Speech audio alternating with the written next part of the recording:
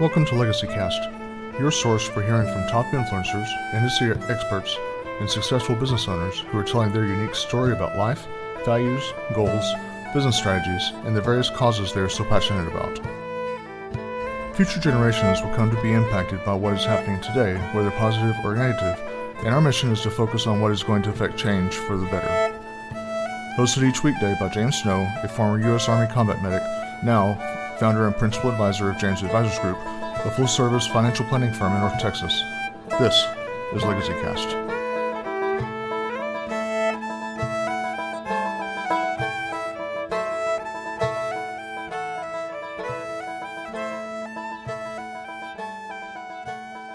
Welcome, LegacyCast listeners. This is your host, James Snow, coming to you from North Texas. And I have with me today a wonderful guest, Marc Mawhinney, and he's one of our neighbors just to the north here. He's in the northeast direction of us in the Canadian region, but he's also a coach, a business coach. So, you know, that's certainly a thing that we love to talk to guys in that career, because that's very beneficial and applicable to so many people, especially as business owners. You know, we need to have good information, good training, and good mentors. So without further ado, I'd like to welcome Marc to the program. Welcome, my friend. Hi, James. Thanks for having me. Well, it's a pleasure. Pleasure and an honor to have you on here. And if you can kind of give us just a little short synopsis there of kind of what makes your coaching applicable and unique. Sure. So in a nutshell, what I do is I help coaches get more clients without paid advertising. That's my elevator pitch. But Okay. That being said, I've had a life. I like to think of myself as young. I just turned 40 in the summer, but I've been in business one way or another since I was 21 years old, right out of university. So I had a life in real estate for about a decade throughout my 20s, and now I've been coaching online for about 5 years. So I'm really big on entrepreneurship, and I think entrepreneurs don't get enough credit nowadays, and that's why I like what you're doing with the legacy direction of it, but also with veterans, because of course I think veterans entrepreneurship's a good fit for veterans, everything that they've done, and I'd like to see more of them transition into that when they get back. Yeah, you know, with veterans, excuse me, what I've kind of discovered that's sort of interesting with us is, you know, we tend to, you know, work better as sort of running our own show. I myself, you know, I'm a horrible employee because, you know, I don't like following other people's directions. So, Yeah. you know, that entrepreneurship, you know, for myself is certainly something that is appropriate. And a lot of my brothers and sisters that have served, you know, I kind of hear that same thing is, you know, they're really good at doing their own thing and not necessarily, you know, following someone else's direction, but they want to chart their own course. And so, you know, entrepreneurship. Yeah, I'm the same way as you. Very fitting. Yeah. I'm unemployable. I say I'm proudly unemployable. It's not in my DNA, and not to knock people who are employed, because there's plenty of people who are happy doing, you know, in a corporate or 9-to-5 type thing. It's just not for me. And that's a great thing living in, you know, the 2018, 2019 is a couple clicks of the keyboard. You can connect with anyone in the world. So you're not restricted to your local sandbox. Absolutely. Now, you were telling me just before we came on the program, you also, with your coaching, you do that through social media, right? Having a Facebook group. Yes. That you do that through.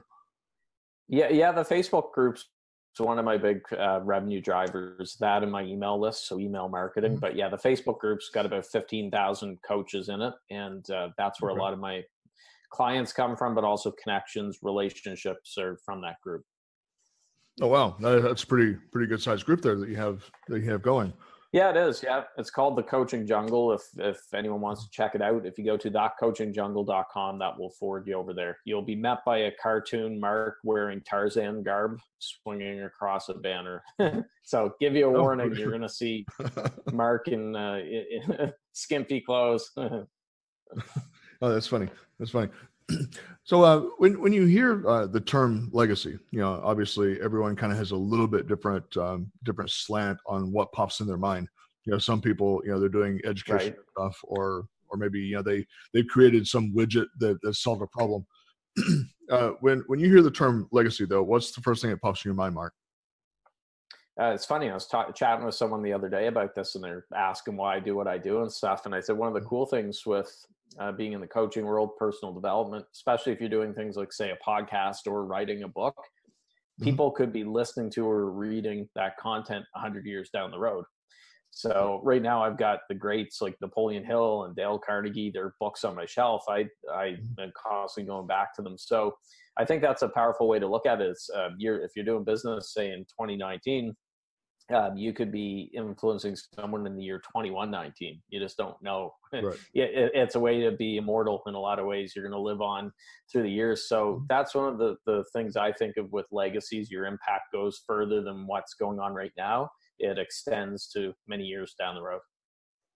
Yep, and I like that you were looking at it kind of in that term. That's obviously sort of how I look at things as well. I'm also a person of faith, and so I look at things. Probably 3 to 7 generations is kind of the scope that I try to look at things, and obviously with my clients I try to help them look at the things that way as well, because you're building not only a business but maybe building a financial legacy, and you want to do something that your children, your grandchildren, your great grandchildren, they're going to know what you did by the effects that they're receiving later, and that also has impact on society. Because the more that you're building something and making it better than you found it, then your progeny can also do the same thing. Yeah. Well, the cool thing is, someone listening to this podcast now could go on to become the next big thing in whatever industry they're in or whatever business. So I always say to people, I want to be the Sam Phillips of the coaching world. And for anyone who doesn't know, Sam Phillips owned a record studio called Sun Records in Memphis, Tennessee. And back in the early 50s, there was a gawky, awkward looking kid with a strange name and acne and just not who you'd picture becoming a big star, popped into Sam Phillips' studio and asked to cut a song for his mother for her birthday. And with a name like Elvis, who would have thought that kid would ever amount to anything? Sam Phillips discovered Elvis, and because he was willing to give him a chance. And had Sam Phillips not given Elvis the chance, he still could have hit it big. Who knows? But you never know. So anything that you're doing nowadays, putting a business out in the world, you're helping people, you could be inspiring the next Elvis in your world. So you're creating a bunch of Elvi. Is a plural, I guess. Elvi. Yeah, and when I'm talking to people, that kind of is in the realm of what I refer to, not necessarily the Elvis scenario, but that everything that we do is going to make an impact, either positive or negative.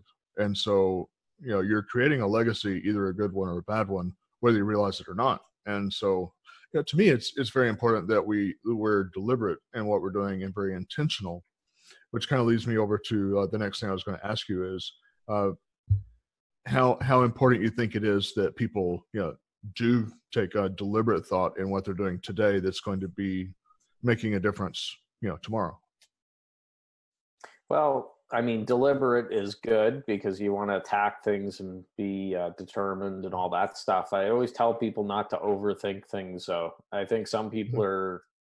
Well, I mentioned Napoleon Hill, who wrote the classic Think and Grow Rich. A lot of people in the personal development or coaching world want to write the next Think and Grow Rich. You want to be the next Napoleon Hill, but they end up overthinking it. So that's a lot of pressure to put on yourself.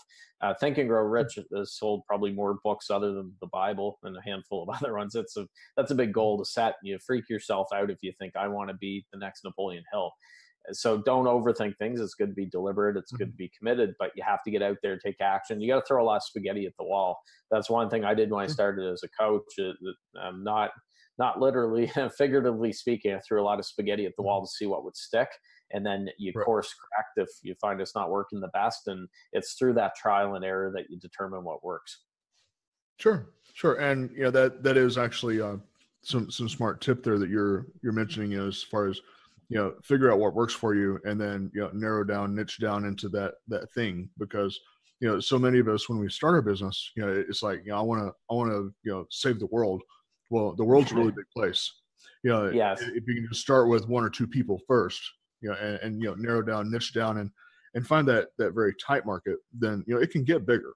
Yeah. because the word of mouth spreads, and then that impact does affect more. And you can actually change the world by starting with one person at a time. Yeah. And I'm not comparing myself to Napoleon Hill, obviously, but if you look at me, I'm in a smallish Canadian city here on the East Coast, Moncton, New Brunswick. I don't do any local business. It's everything I do is online. With most of my clients are in the US, or I have some that are overseas, and people following me are from all over. So here's this Canadian kid with, I've been told I have an accent. Nobody thinks I have an accent, right? But when I talk to some Texans or people from the southern states, they're like, oh, look, listen to your accent. But I'm this Canadian who had no following online when I started my coaching business, and just through being consistent and doing certain things and sticking with it, I've done things like build a large community with the Facebook group and other things like that. I've been speaking at events and doing things I wouldn't have imagined when I got started. I just got started, and I said, we're going to see what happens here. So that we're living in the best time to do business. I think people in the 50s, 60s, 70s, probably even the 80s, 90s would have done anything to be doing business now, where you can connect with anyone for free. We don't even have to pay much for that benefit to do that. So we're living in a great time. No, we are for sure. Now, how do your views on legacy affect what you do, say on the business level, in what you're doing with your business? Well, one of the things that really drives me, I have a 10-year-old son. So anyone who has kids knows that's the best motivation you can have as an entrepreneur. Sure. So I look at a lot of things through that prism with my son, and thinking down the road. Now, there could be a time, he's only 10, he hasn't decided what he's going to do in his life. Maybe he wants to get into this type of business. He wants to take the torch and carry it on when I'm older and too old to do it. I don't know. But for me, I look at my son as being when I think of legacy, I think of him as well with it. So you're not building something just for yourself. You're building it for your family, your loved ones, the people that you're going to help as well. You can help a lot of people. There's 7.5 billion people in the world. If you impact even a fraction of a percent, you're doing a whole lot of good. You're never going to impact 7.5 billion people, but you can impact a lot. Yeah, that's very true. Now, as a CEO and entrepreneur, are there maybe a few things that, as far as running your business, that maybe keep you up at night, that you think about, things that sort of are on the edge of your mind most of the time? It's gotten better because I'm in my 5th year now for coaching, but the first couple of years I was doing everything myself. I was a chief cook and bottle washer. So my podcast, which is now at a weekly frequency, and I've released almost 600 episodes, but the first 300 episodes of Natural Born Coaches was a daily show. And I was editing it myself, and I hate editing podcasts. I don't know if you edit your show or not. Right. I'll try not to curse or sneeze or do anything that requires you to edit more than you have to, James. But I was doing everything by myself in those first couple of years. Now, since then, I've built a team. I have a twin brother. He has a podcast editing business, so he handles my podcast stuff. I have a team of VAs that handle stuff like the Facebook group admin and so on. So I don't know. I sleep very well at night, to be honest, but it wasn't like that in the early stages. The first couple of years, it's a blur. Just go to get this business going and stuff. And now I work a lot, but I also try to have a little bit of balance in there because I don't want to burn out with it.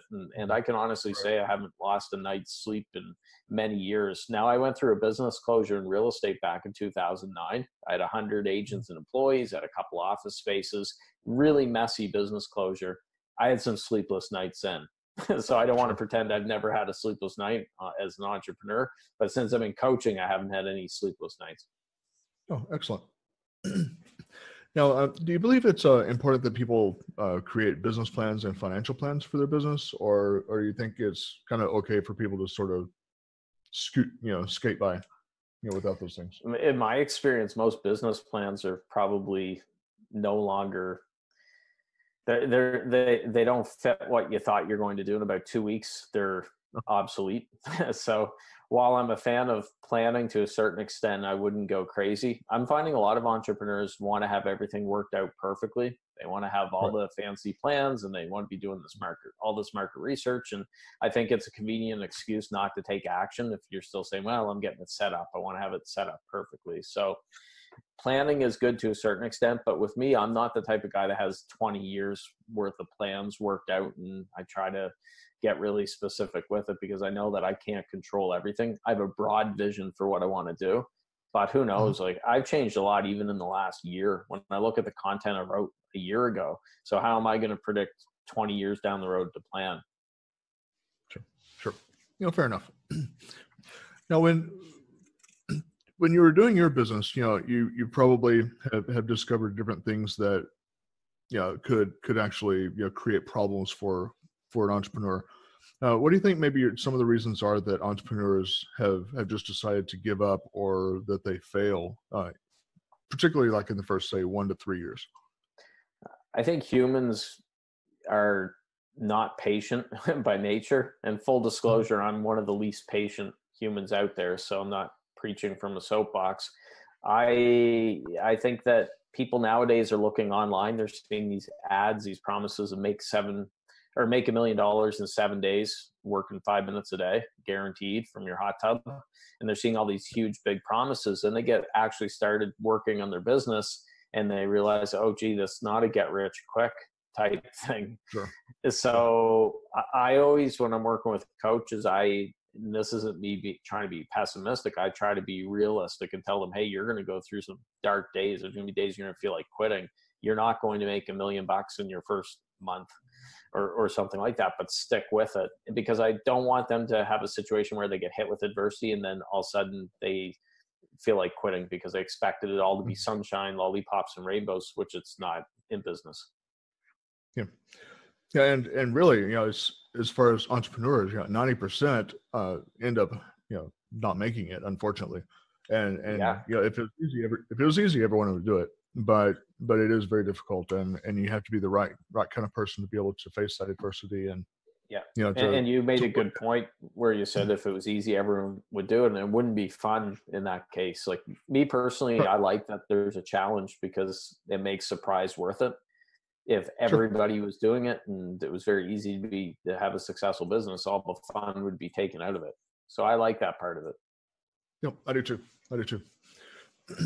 So as far as in your growth in business, you probably discovered some roadblocks that you've come across, and then also resources that have been very beneficial to you. What would be, number one part of the question is that some of the roadblocks you would warn a new person to look out for, and then the second half of that is the resources that you've been able to take advantage of that you'd like to kind of put out there for them to take advantage. Well, a really big roadblock, and this is a sneaky one, by the way, is the time that can be spent on social media and on your smartphone. So I love social media. That's how I built my business, and it's been organic from the ground up through that. But you could very easily get sucked into the rabbit hole if you pop on Facebook and you think, oh, I'm going to take 2 minutes to answer James' message, and then all of a sudden you get checking your news feed, and then it becomes 20 or 30 minutes or more. Mm-hmm. So a lot of entrepreneurs are hanging around on Facebook because they're telling themselves, well, I have to do this for my business. And no, you don't. I'm very active on there, but I've got much better at, I post something and then I get the heck out. I call it a drive-by posting. I post them and I'm out of there. I close the browser and I don't want to get caught up, especially, I don't know how you do it in the States. You finished your midterms recently. I was at a speaking gig in North Carolina. I was like, oh my God, I'm Canadian. I'm sick of hearing about your midterms because that was right at the time when the midterms were going on in early November. And you could get sucked into fighting with strangers over about politics. Strangers are 1,000 miles away, you'll never even meet. And then it zaps your energy, your time, and everything else. So that's the answer to the first part of your question. I think that's a roadblock or challenge. It's a very deceptive one because people are being told they need these tools like social media. I'm all for being active on social media, but not 168 hours a week. You got to know where to draw the line there. And then the second part for resource that can help with that is there's actually tools now that can block your Facebook newsfeed, for example. There's one for Google Chrome. It's called Newsfeed Eradicator. And if you install that plugin, when you go to your Facebook, you can still access your messages. You'll see them there, but you don't have the busy newsfeed. I think it puts a motivational quote in the place where the newsfeed normally is. So newsfeed eradicator is something I'm getting some of my clients to use just to keep the horse blinders on, right? And not get distracted. Now, is that something you can kind of turn on and off at appropriate times, like for the main part? Now, in full disclosure, I'm not using it currently. And the main reason why I would if I could, but the main reason I can't use it is I like to stalk my clients in a good way. I like to keep an eye on them, see what they're posting, say on Facebook and things. I need to see their content. So for me, I can't do it because then I wouldn't be able to see my clients' stuff. But for most people, you could use that. You could block that news feed and still do what you have to do on social media. And if the world's going to blow up, if North Korea is going to nuke you or something, you're going to hear about it somehow. And you don't worry about not having your Facebook news feed there. Okay. Now, as far as personal values and belief systems, how have you incorporated that into your business, or do you keep that very separate from your business? Well, we were just talking about politics, and that's interesting because politically speaking, I lean right.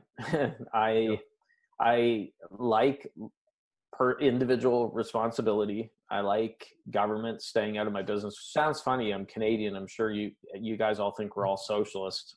I'm the weird Canadian that wants government out of my pocket, and I believe in individual rights. Maybe I was born in the wrong country. I should have been born in the States or in Texas. But that belief system does come across with some of my content. I'm not there posting politics 24/7, but I've often in the coaching world, I feel like a conservative in Hollywood, there's two or three conservatives who admit they're conservatives in Hollywood. You got John Boyd, James Wood. I don't know who there might be one or two others. 99.9% of Hollywood's far left. And I feel the coaching world is like that sometimes. But what I'm discovering behind the scenes when I post something out there about individual responsibility or, different things like that, and my beliefs seep out into that content. I've had coaches message me privately, "Hey, Marc, I really enjoyed that post. I couldn't say anything on the post because I don't want to scare away business, but I agree with you." So the older I've gotten, I've taken the filter off. I don't want to pretend to be someone that I'm not. So you're not going to see me, wearing a Hillary 2016 or a 2020 shirt or hat, if she runs with it. That's just not me. And I just kind of call it like I see it. And if someone doesn't want to do business with me, that's fine. In business, it's really important to polarize people. You don't want to shoot to have everyone like you, which a lot of entrepreneurs try to do. And they're so afraid of scaring off anyone.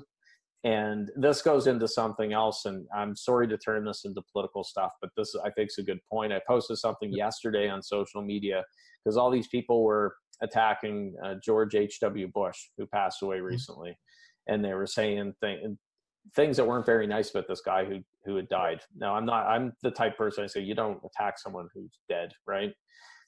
There are also a bunch of people who were giddy about Sarah Palin's house being lost in the avalanche in Alaska. And I'm like, I don't care where you stand politically, that's classless. And if you do that, you need to look in the mirror, because I think that's distasteful, it's classless, and it's not good. And I put that out there. Now, a lot of people would hold off putting out a post like that because they wouldn't want to offend people or whatever. I'm like, no, that's a belief system for me. That's just being a kind, decent human being saying that. I'm not going to feel bad about putting that out there.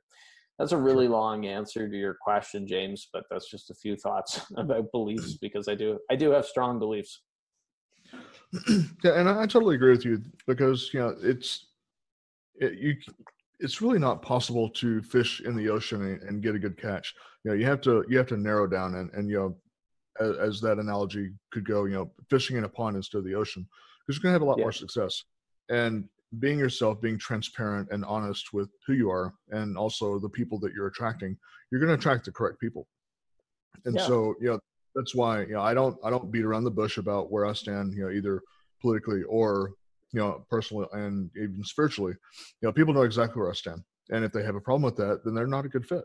And I'm okay with that. I can only save so many people in the day. and there's only so much I can do in the week. And so, it Yeah. helps to naturally and organically weed out people that I should not be doing business with. So I'm totally, Yeah. Well, totally. Yeah, and like I mentioned before, there's 7.5 billion people in the world. You could tick off 7.4 billion people in the world and still have a very big pool of potential clients.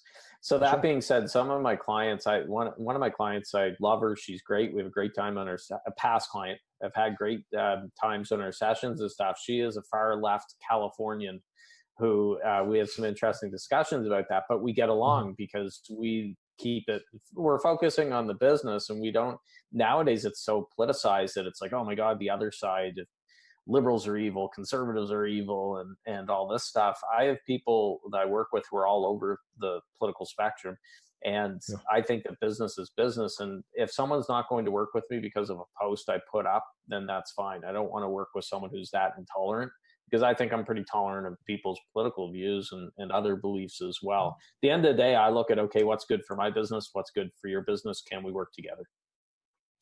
Yeah, that's a fair point.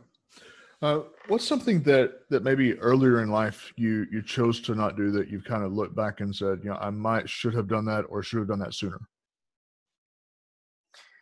Well, we're in Canada, so it's a bilingual country. Even though my name's spelt Marc with a C, I am not bilingual. I can't speak French. I can speak a little bit because I took it throughout school. If I could go back in time, hop in the DeLorean, I would get into French immersion and really learn that language. And not that I would actually need it for business. I'm not running for prime minister or anything in Canada either. Just me personally, I would like to. That would be something I would change. My son is in French immersion, and he's getting really good at it. So I'm very glad that he's taking to French and liking it as well. If I were in the States, it would probably be Spanish. I think it's good to learn another language and challenge yourself that way as well. So that's something I would change. It's not business necessarily, but something for personal development that I regret. Okay.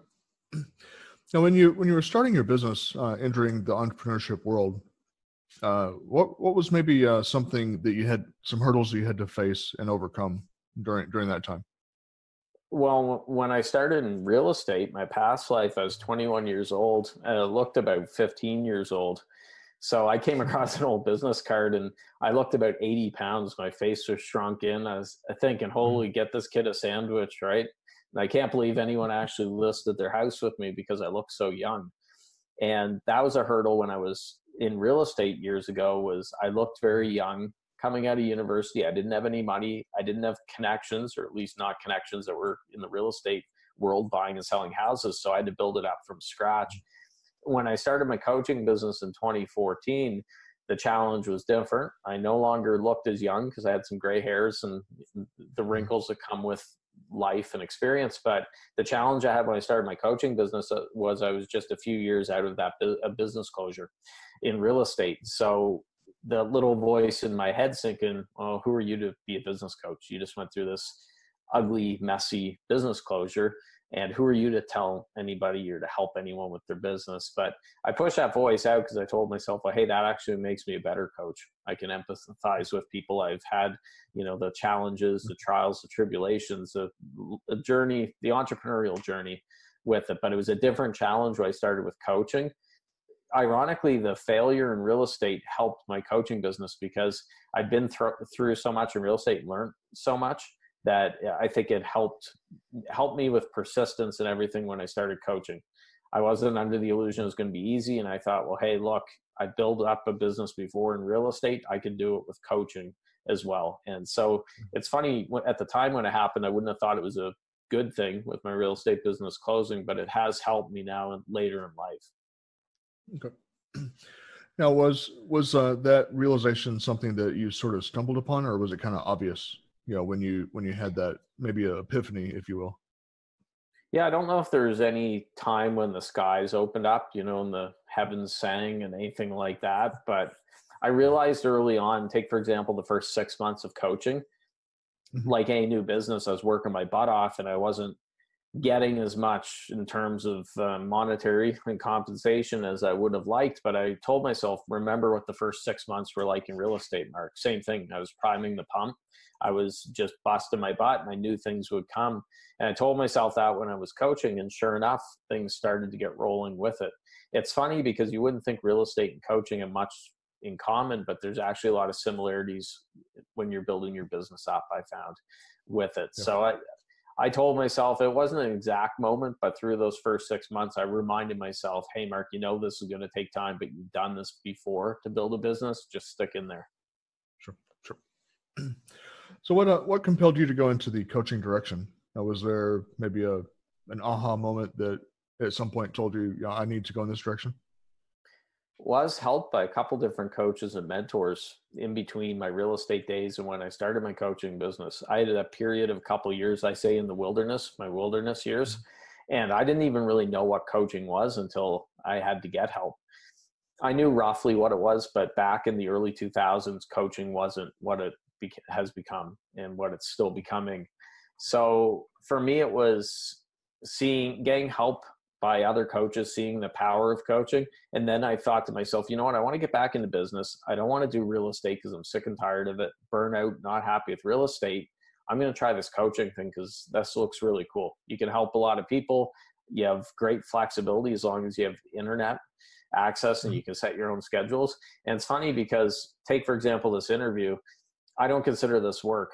So it's really tough when people say to me, how many hours a week do you work, Mark? Because I'm like, I just picture us chatting with James. This is something I enjoy. I don't consider this work. It's not like I'm cutting trees in the middle of the woods and lugging them all around. It's not manual labor, but it's fun. So yeah, that's it in a nutshell. Is I was helped by coaches, and that convinced me to become a coach. So is there any other profession that you think at some point in life you might want to dip your toes in? Oh, that's a great question. I've learned not to pigeonhole myself. So for years, I identified myself as a, quote, real estate guy. And what I realized with the business closure was that, hey, I'm not my business, right? I have a real estate business, but I'm me. They're two separate things. And same thing goes with coaching. I keep a little bit of a healthy distance where, yeah, I'm a coach, but who knows, right? I just turned 40 years old. Might be boring if I do this till I'm 40 or 50, or sorry, another 40 or 50 years till I'm 90, knock on wood. But one of the big things I would like to do, which I've started doing more of the last 2 years, is speaking. So I've gotten out to a lot of different events and I've had a really fun time. I really like speaking. So speaking, traveling around the world, reaching more people, that's the name of the game. Yeah, absolutely. So what would you say would be your greatest character strength? Greatest character strength? I think for me, it would probably be consistency, if that would be considered, character strength. It's again, it goes back to what I learned through in my 20s building real estate business. One of the reasons I did so well in my past life there is that I was very consistent. Every day I knew what I had to do. Now back then it was calling 20 homeowners in my market, doing phone prospecting and stuff. Now in coaching, there's certain things I do every day. For example, I email my list every day. I'm a really big fan of daily emails. So I've been doing those now for about 1,000 days, give or take, straight. I've never missed a day. Mm-hmm. Those are the type of things that aren't always a lot of fun. So people don't stick with them forever, but it's a compound effect. Like Darren Hardy talks about in his book. And for me, I think that's a strength, is that I'm able to do something without looking and worrying if it's bringing in money today or not. And that gets me started.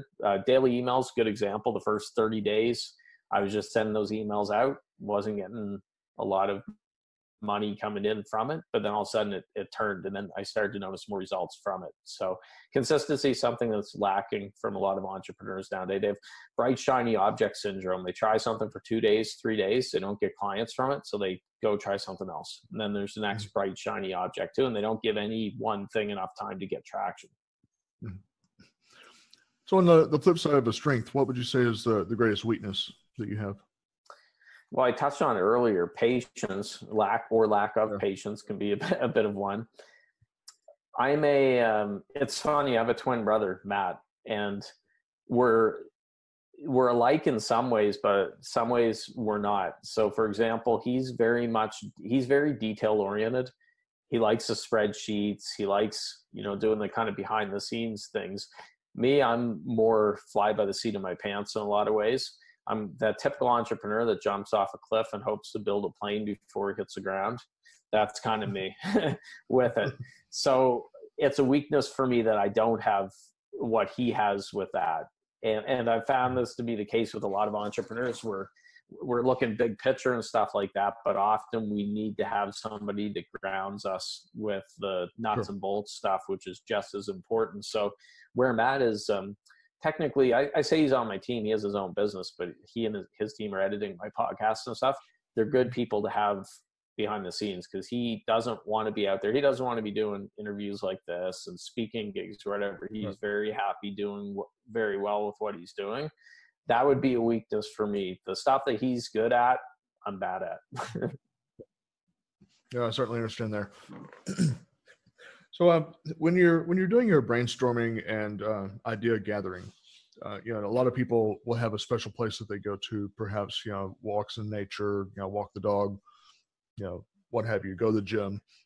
What's a place do you have a place that you go to do some of your brainstorming? Well, it's interesting because some of my best ideas come in places you wouldn't think of it.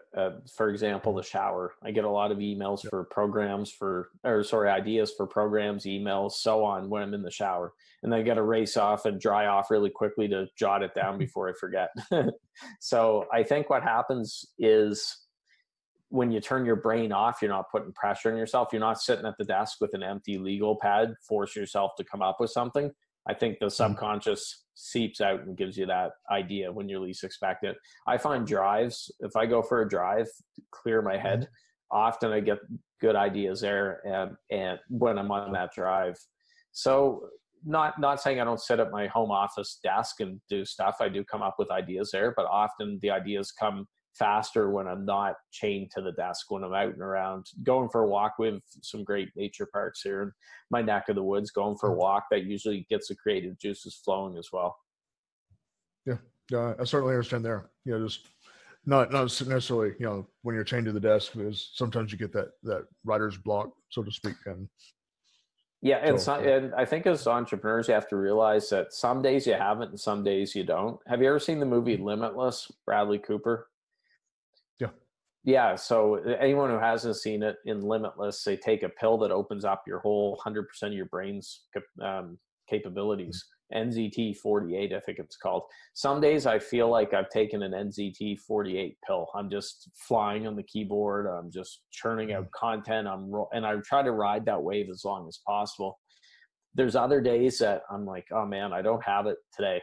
You can't be on 24/7. And it's in those days I don't put a lot of pressure on myself. I say, you know what, I'm just going to chill out. I'm going to go for a walk or a drive or whatever. And then when I get back in, I'm usually motivated and I've got that energy. But I think the worst thing you could do is try to, if it's just not happening, try to power through it and waste a lot of time and stuff. I think that it's better to step away and then come back on those days that you don't feel like you took the Limitless pill.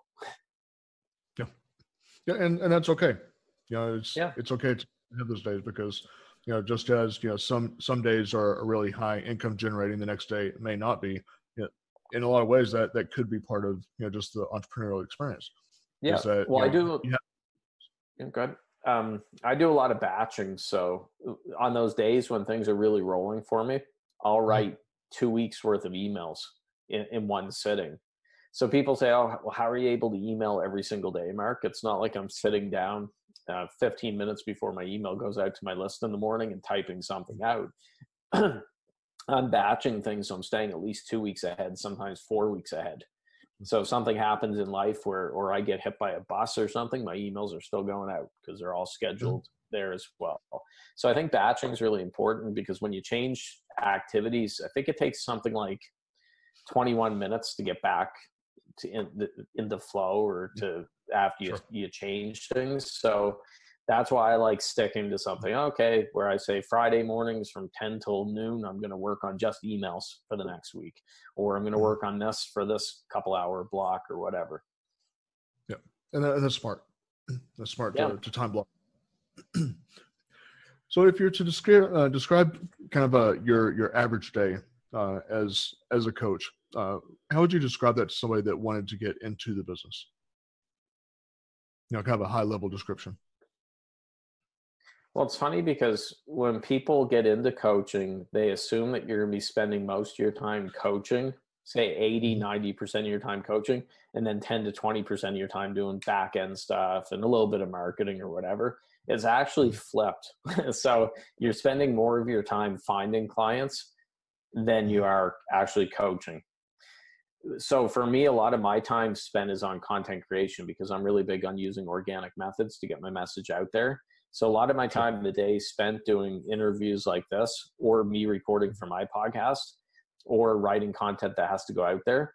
And I say very little of my week, relatively speaking, is spent on actually coaching, because I usually have one group going at a time that meets once a week. I have 5 or 6 people in there, and then I'll have a handful of one-on-one clients.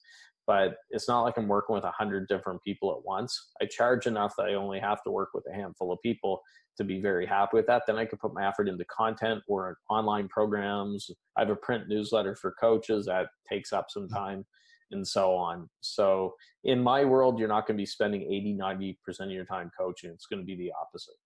Right. So as we're winding down our time, I have a final question for you. It's sort of like a trivia question, if you will.